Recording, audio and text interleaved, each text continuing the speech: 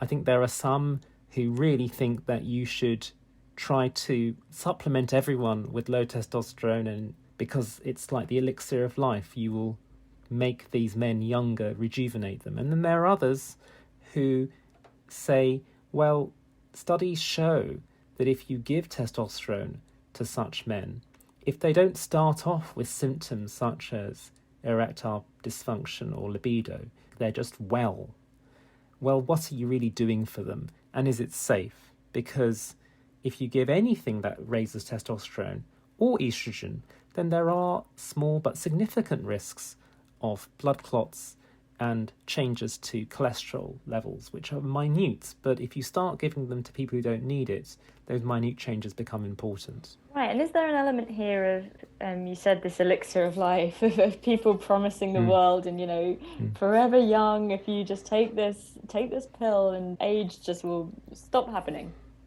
Yeah, I think it is, and it's unfortunate because I think there are lots of people out there who want to believe this, and if you promise them these, then there will be people who come forward and pay for it.